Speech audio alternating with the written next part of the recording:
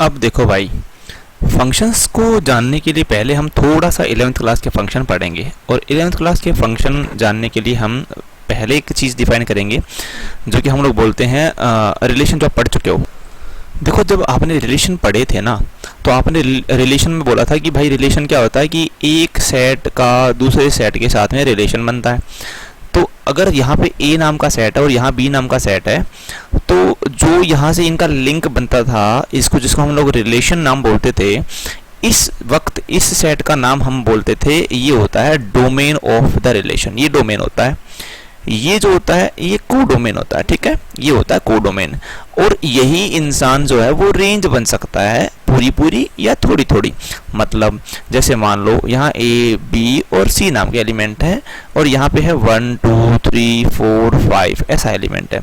मैंने A relation बनाया तो मैंने लिखा A का 1 के साथ रिलेशन, मैंने बोला B का 2 के साथ रिलेशन, और मैंने कहा C का रिलेशन 3 के साथ में। तो देखो ये जो एलिमेंट है ना, ये सारे के सारे डोमेन है, यहाँ से उठ के आए हैं। लेकिन ये जो पीछे वाले एलिमेंट है, जिनके साथ में रिलेशन जाके कनेक्ट होता है, वो कहलाते हैं रेंज। इसलिए मैंने कहा था रेंज कोडोमेन के बराबर भी हो सकता है, छोटा भी हो सकता है, क्योंकि दिख रहा है इसमें 1 2 3, तो मैं बोलूँगा रेंज के अंदर 1 2 और 3 इतने ही एलिमेंट हैं, जबकि कोडोमेन के अंदर 1 2 3 4 5 5 एलिमेंट हैं। तो always remember that the range is a subset of codomain. और ये इक्वल टू का साइन लगाया क्योंकि इक्वल भी हो सकती है कभी कभी। सपोज करो मान ले यहाँ पे मैंने बोला A का रिलेशन 1 के साथ बन रहा है, और फिर बाद में मैंने आगे जाके बोला A का रिलेशन भाई 4 के साथ भी बन रहा है, और B का रिलेशन 5 के साथ भी बन रहा है। तो ये हम लोगों ने बोला था डोमेन कोडोमेन का कॉन्सेप्ट। अब क्या होता है कि ना, जैसे मान लो कि मैं एक रिलेशन डिफाइन करता हूँ कि मैंने कहा A का रिलेशन बन रहा है 1 के साथ, और B का रिलेशन बन रहा है 2 के साथ, फिर A का रिलेशन बन रहा है 3 के साथ, बस, या फिर आगे चाहो तो आगे बढ़ सकते हो। ऐसे केस के अंदर हमने क्या किया, देखो हमने इस एलिमेंट को यहाँ पे छोड़ दिया, कोई प्रॉब्लम नहीं है जब तक ये एक रिलेशन नाम से चल रहा है। लेकिन अगर हम बात करें फंक्शंस की, फंक्शंस क्या होते हैं, functions are also relation, function भी रिलेशन होते हैं, लेकिन वो खास तरह के रिलेशन होते हैं। खास तरह के रिलेशन क्या होते हैं, पहला रूल, कुछ रूल वो फॉलो करते हैं। पहला रूल कि ऐसा कोई भी एलिमेंट डोमेन में नहीं होगा जो किसी से लिंक नहीं होता हो। जैसे यहाँ पे मेरे पास में A और B हो रहा था, A हो रहा था लेकिन C नहीं हो रहा था। तो अगर आपने ऐसा कोई रिलेशन बनाया ना, तो वो रिलेशन कभी भी फंक्शन नहीं बनेगा। पहला रूल यही बोलता है कि every element of the domain, every element of the domain has an image, उसके पास एक इमेज होती है। इमेज का मतलब क्या होता है, इस एलिमेंट का जिससे लिंक बनता है वो एलिमेंट इसकी इमेज कहलाती है, और ये इसकी प्री इमेज कहलाती है। दिखने में बड़ा आसान है, देखो यहाँ A है, यहाँ 1 है, तो ये A की इमेज हो गई 1, ठीक है, और इस A की ये जो A है वो क्या कहलाएगी, प्री इमेज कहलाएगी। तो पहला रूल ये बोलता है भाई एवरी एलिमेंट का हो एक इमेज हो। दूसरा, फंक्शन ना बड़ी खास मशीन होती है, ठीक है, मैं यहाँ लिख देता हूँ, फंक्शन एक मशीन होती है। ऐसी मशीन अच्छी नहीं होती है जो कभी कुछ आंसर ला के दे, कभी कुछ आंसर ला के दे। जैसे मान लो मैंने एक डायनामो बनाया, और उस डायनामो से मेरे को इलेक्ट्रिसिटी प्रोड्यूस करानी है, या तो AC इलेक्ट्रिसिटी प्रोड्यूस होगी या DC इलेक्ट्रिसिटी प्रोड्यूस होगी, है ना। तो अगर AC जनरेटर है तो मैं उसको अच्छे से डिफाइन कर पाऊंगा कि भाई AC जनरेटर है, यहाँ से AC जो बिजली है वो निकलती है, DC से DC इलेक्ट्रिसिटी निकल सकती है। लेकिन आपने एक ऐसी मशीन बना दी, कभी वो AC दे रही है, कभी वो DC दे रही है, तो that will be not be reliable machine. Same is the case with the function. अगर फंक्शन में आप लोग देखेंगे तो अगर आप एक एलिमेंट को देखेंगे तो एक एलिमेंट ना एक जने से ही जाके कनेक्ट होगा। हाँ, 2 एलिमेंट एक जने से कनेक्ट हो सकते हैं, लेकिन कभी भी एक एलिमेंट का 2 जनों के साथ में रिलेशन नहीं बनेगा। कहने का मतलब है कि एवरी एलिमेंट, हर एलिमेंट की हैज 1 एंड ओनली 1 इमेज, एक एलिमेंट की एक ही इमेज हो सकती है। लेकिन मैं आपको डायग्राम से एक चीज़ दिखाता हूँ। देखो एक डायग्राम है, ये वेन डायग्राम बनाया हम लोगों ने। ये सेट है A, ये सेट है B, इसमें A B C और D, यहाँ पे 1 2 3 4 5 हम लोगों ने लिए। देखो मैं लिंक बनाता हूँ, A का लिंक बना 1 के साथ में, B का बना 2 के साथ में, C का बना 3 के साथ में, और D का भी बनाऊंगा, खाली नहीं छोड़ रहा हूँ, ठीक है। सपोज करो कि C का लिंक बन जाए 5 के साथ में, तो यहाँ पे C नाम का जब मैं ऑर्डर पेयर बनाना स्टार्ट करूँगा तो कैसे कैसे बनेंगे, A,1 B,2 C,3 और C,5, और अभी मैं D का बनाऊंगा, ठीक है। D का भी के लिए मैं 1 मिनट के लिए मैं मान लेता हूँ कि इसमें D नहीं है। तो देखो भाई इन सभी के पास में जो पहला एलिमेंट है वो सेम नहीं होना चाहिए किसी भी दो ऑर्डर पेयर का। देखो इस दोनों ऑर्डर पेयर का पहला एलिमेंट सेम हो गया तो ये कभी भी फंक्शन नहीं बन सकता, क्योंकि इस एलिमेंट ने दो दो आंसर ला के दिए, कभी 3 आंसर बोल रहा है, कभी 5 आंसर बोल रहा है, कभी AC ला के दे रहा है, कभी DC ला के दे रहा है। ऐसा हो सकता है कि अब जैसे मैं इसको यहाँ से हटा देता हूँ, ठीक है, एक सेकेंड, ऐसा हो सकता है इसको यहाँ से हटा दिया जा रहा है, और हाँ देखो ऐसा हो सकता है कि D नाम के एलिमेंट की इमेज है 3, मतलब A की इमेज 1 है, B की 2 है, C की 3 है और D की भी 3 है। It is of no problem to me. A का 1, B का 2, C का 3 एंड D का भी 3। तो यहाँ पे पहले एलिमेंट सब क्या अलग है ना, yes it may be possible, हो सकता है। तो ये मेरे पास में क्या कहलाएगा, फंक्शन कहलाएगा। तो देखो मैंने एक फंक्शन आपको ऊपर बताया, ये तो फंक्शन है ही नहीं, इससे ऊपर बताया जैसे मान लो भाई अब सपोज करो D का आपके साथ में 3 के साथ ना जाके 5 के साथ चला जाता, तो आप क्या बनाते, A,1 बनाते, B,2 बनाते, C,3 बनाते और D,5 बनाते ना। तो ये भी फंक्शन है और ये भी फंक्शन है, तो इन दोनों में फर्क क्या है, ये हमें 12th क्लास में पढ़ना है और यहाँ से आपका 12th क्लास का टॉपिक स्टार्ट होता है। So on the basis of the image, on the basis of image, image के आधार पर, इमेज का मतलब आप समझ गए होंगे ऑर्डर्ड पेयर का पिछले वाला हिस्सा, इसके आधार पे हमारे पास में 4 तरह के फंक्शन होते हैं, ठीक है। और चारों तरह के फंक्शन के लिए मैं 4 डायग्राम बनाऊंगा, ठीक है। पहले मैं डायग्राम बना लेता हूँ ताकि आप लोगों का टाइम वेस्ट नहीं हो।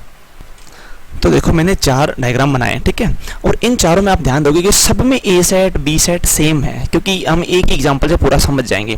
देखो क्या हो सकता है, फंक्शन मैंने अभी बोला ना, कभी किसी की इमेज कुछ, कभी किसी की इमेज कुछ, तो क्या फंक्शन है, क्या नाम है उसका, कैसे नाम रखते हैं। देखो अगर ऐसा हो कि हर एलिमेंट सिर्फ एक जने से ही जाके मिलता है, जैसे A मान लो मिल गया B1 से, B2 से मिल गया, C मान लो 4 से मिल गया, D मान लो 3 से मिल गया, नो प्रॉब्लम। तो one element is attaching itself with one element of another set, तो इस प्रकार के फंक्शन को हम नाम देते हैं वन वन फंक्शन। क्या नाम दे दिया हम लोगों ने इसका, वन वन फंक्शन। नाम से बड़ा अच्छे से समझ में आ गया होगा, ठीक है। अब देखो अगर मैं बोलूं कि इसका मैंने एलिमेंट का इमेज बनाया 1, ठीक है, और B का भी मैंने इमेज बना दिया यहाँ पे 1, ठीक है, और फिर मैंने C का इमेज बनाया 2, ठीक है, और मैंने D का इमेज बनाया 3, ठीक है, ये हो गया मेरे पास में। तो देखो क्या हुआ, A का भी इमेज 1, B का भी इमेज 1, दो जने, एक से ज्यादा जब कोई होता है तो उसको मैनी बोलते हैं। जैसे एक पीपल होगा तो एक पीपल, दो जने होंगे तो 2 पीपल, लेकिन 2 को हम मैनी बोल सकते हैं। तो यहाँ पे मैनी एलिमेंट्स है वन सिंगल इमेज, तो मैनी लोग यहाँ से आए, किससे, पहले वाला नाम आगे से आता है, पिछले वाला नाम यहाँ से आता है B से।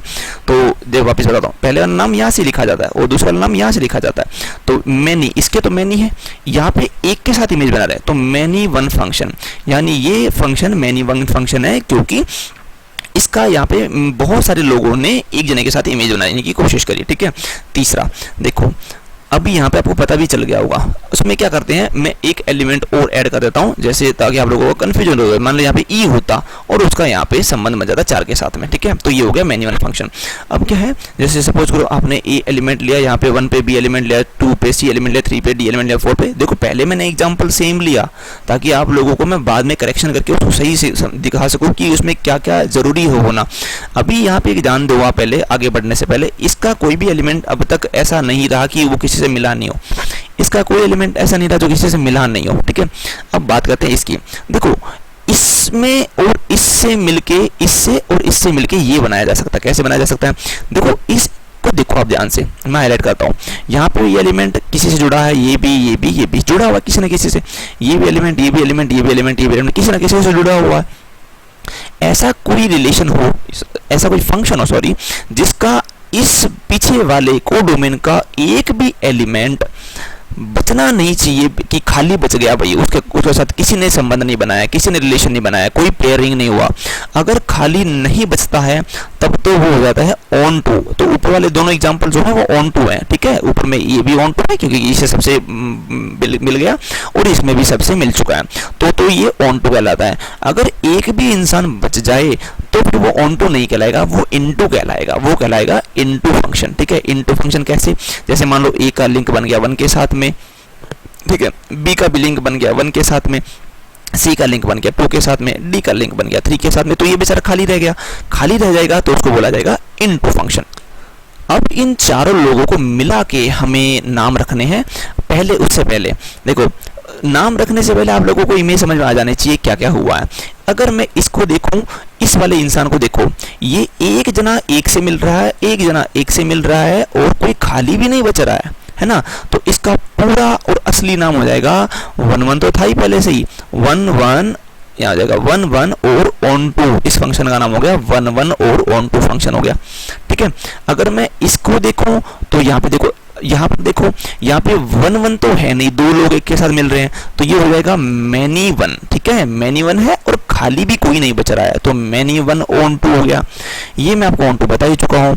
इसको इसका नाम रख के देखते हैं, एक जना एक के साथ, दूसरा जना भी उसके साथ जा रहा है, तो मैनी वन है, मैनी वन के साथ साथ में ये इनटू भी है, क्योंकि यहाँ पे इंसान खाली बच चुका है।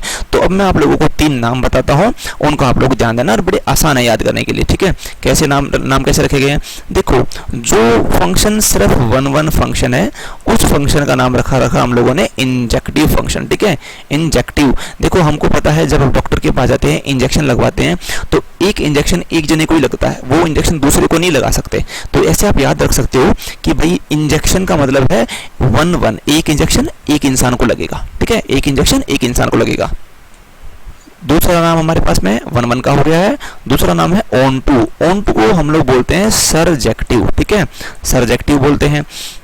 अगर कोई इंसान वन वन भी है और ऑन टू भी है, ध्यान से देखो, वन वन भी है और ऑन टू भी है ना, वन वन भी है और ऑन टू भी है, मतलब ये दोनों है। ठीक है, दोनों को इंग्लिश में क्या बोलते हैं, बाई, मतलब ये दोनों है, बाई बाई है, तो ये बाईजेक्टिव बन जाएगा। ठीक है, बाईजेक्टिव बन गया, ये हो गया इंजेक्टिव, ये हो गया सरजेक्टिव और ये हो गया बाईजेक्टिव। तो अगर कोई फंक्शन वन वन है तो इंजेक्टिव, ऑन टू है तो सरजेक्टिव, दोनों है तो बाईजेक्टिव। बस इतना सा थ्योरी था, बड़ा आसान सा पार्ट है।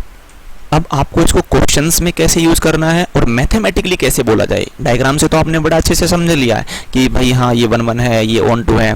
देखो आपको मैं है ना बताता हूँ कि हमें क्वेश्चंस कैसे करने हैं। क्वेश्चंस करने का तरीका है that is contradictory method. Contradictory method क्या है, आपसे क्वेश्चन पूछेगा कि भाई ये इंसान वन वन है या मैनी वन है, ये बता दे मेरे को। तो हम क्या बोलेंगे, वन वन होगा तो बड़ा आसानी से दिख जाएगा और मैनी वन होगा तो दिख जाएगा, लेकिन हमें उसको प्रूफ करना है। अब प्रूफ करने के लिए हम लोग क्या बोलेंगे, मैं बोलूंगा कि भाई हर चीज को मैं मैनी वन मान के चलूंगा। क्या मान के चलूंगा, मैं मैनी वन मान के चलूंगा। और मैनी वन मान के चलूंगा और आंसर में कुछ मेरे द्वारा दिए गए स्टेटमेंट गलत हो जाएंगे, तो मैं बोलूंगा अरे नहीं भाई मैंने ही गलती करी होगी शुरू में, तो ये मैनी वन नहीं है, ये वन वन ही था।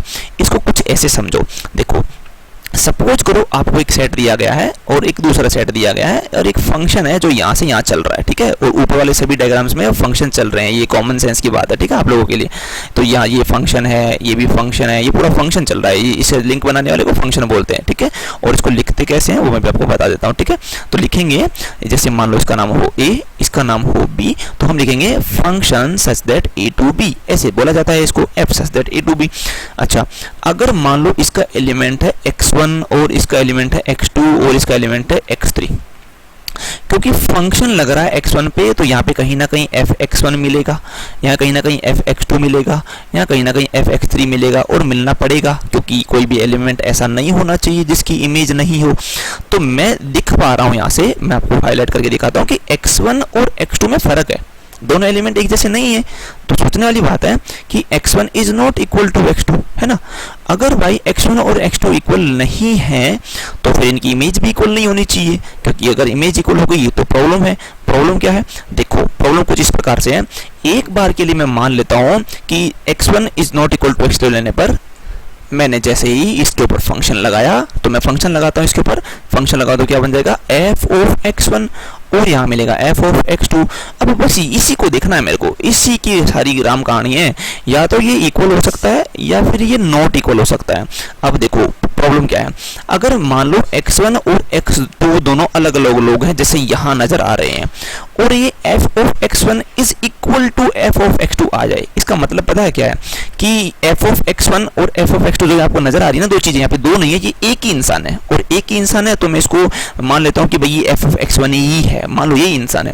तो इसका सेंस बना कि x1 भी जाके इससे मिल रहा है, x2 भी जाके इससे मिल रहा है, तो सीधी सी बात है ये दो जने इससे मिल रहे हैं, तो ये हो गया मैनी वन। यानी अगर इक्वल टू का केस आया तो ये आपके पास में क्या बन जाएगा, मैनी वन का केस बन जाएगा। ठीक है। अगर नॉट इक्वल टू आता है, मैंने बोला भाई x1 और x2 इक्वल नहीं है, दोनों अलग अलग लोग हैं, तो आप बोलोगे भाई f ऑफ x1 और b f ऑफ x2 भी इक्वल नहीं है, तो वेरी गुड, तो ये मेरा फंक्शन कैसा कहलाएगा, 1 1 फंक्शन कहलाएगा।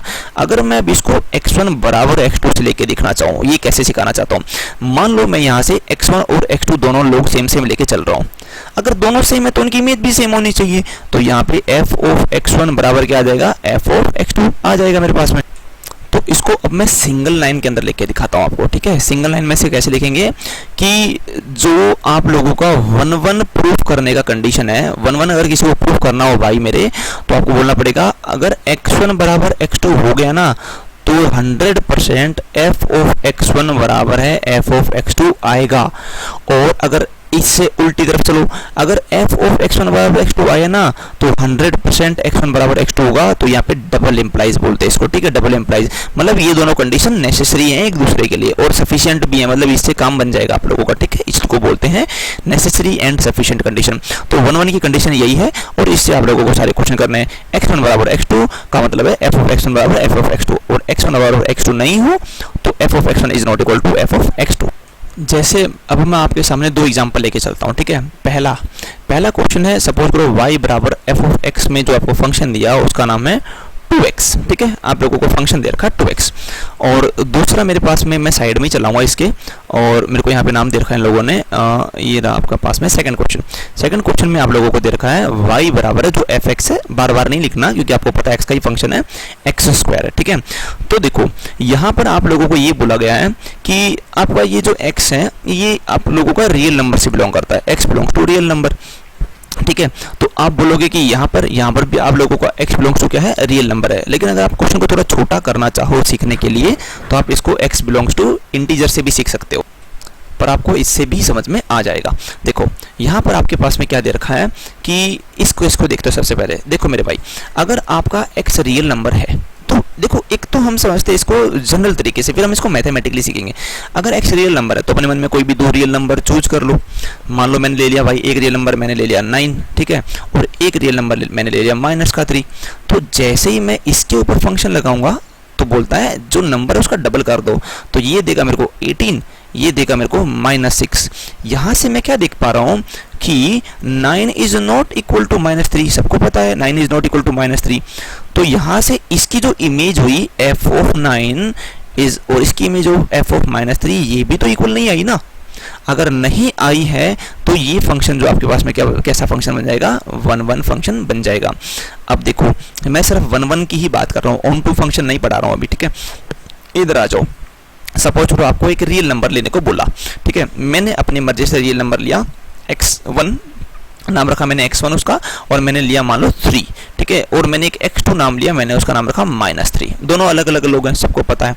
हम देख पा रहे हैं कि x1 is not equal to x2, x1 और x2 बराबर नहीं होते हैं, आपको पता है 3 और -3 में दिन रात का फर्क है, ठीक है। अगर मैं इसके ऊपर फंक्शन लगाऊंगा, है ना, तो यहाँ पे क्या बोला जाएगा, f ऑफ x1, और यहाँ पे क्या बोला जाएगा, f ऑफ x2। अभी मैं बीच में कोई निशान नहीं लगा रहा हूँ क्योंकि निशान खुद आ जाएगा अपने आप। f ऑफ x1 का मतलब है जो यहाँ दिया था उसका स्क्वायर कर दो, तो मेरे पास में f ऑफ 3 और f ऑफ -3 की बातें करूंगा, 3 का स्क्वायर हो जाएगा 9 और -3 का स्क्वायर भी कितना हो जाएगा 9, तो हो गए ना आपस में बराबर। इसका मतलब ये दोनों बराबर हैं। फिर देखो ये दोनों बराबर नहीं थे, फिर भी ये दोनों बराबर आ गए हैं, इसका मतलब है कि 3 भी जाके 9 से मिल रहा है, -3 भी जाके 9 से मिल रहा है। इसका सीधा सा बात है भाई, ये इंसान मैनी वन फंक्शन है, ठीक है। तो मैनी वन फंक्शन हो गया, तो इतना आसान है इसको पहचानना। देखो 1 1 और मैनी वन को, और देखो ऑन टू के लिए तो और भी निहायत ही आसान है। देखो होता क्या है, और बच्चे ऑन टू से बहुत डरते हैं, तो ऑन टू के लिए आप एक फर्स्ट फंक्शन द्वारा ढंग से लिखा करो। देखो इसने बोला x belongs to real number, तो भाई अगर आप रियल नंबर पे काम करोगे तो आप लोगों को आगे भी रियल नंबर मिलने वाले हैं, f सच दैट r2r। यहाँ पर भी आपका फंक्शन कहाँ से कहाँ जा रहा है, रियल नंबर से रियल नंबर जा रहा है। देखो सोचने वाली बात है कि अगर आप यहाँ से x उठाते हो, कहाँ से, यहाँ से अगर आप x उठाते हो तो यहाँ पर आपको y मिलता है, यहाँ से अगर आप x उठाते हो तो यहाँ से आपको y मिलता है। अगर आपने यहाँ से x उठाया था तो यहाँ से आपको 2x मिला था इस क्वेश्चन, पर्टिकुलरली इस क्वेश्चन के लिए जो अब हमने किया है इधर लेफ्ट साइड में।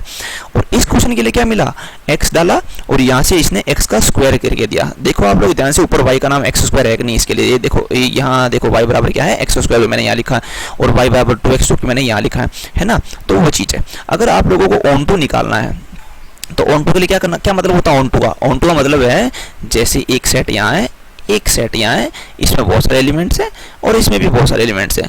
मतलब इस एलिमेंट की देखो भाई, अगर यहाँ से यहाँ पे एक फंक्शन जा रहा है तो यहाँ से यहाँ पे भी एक फंक्शन चलाया जा सकता है।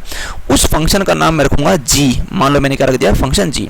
ध्यान देने लायक बात क्या है कि फंक्शन एफ तो है एक्स का, और यहाँ से x उठते हैं और यहाँ पे y मिलते हैं, तो फंक्शन क्या करेगा, x पर लगेगा और y ला के देगा। लेकिन g के साथ उल्टा है, g मेरा भाई y पर लगेगा और x ला के देगा।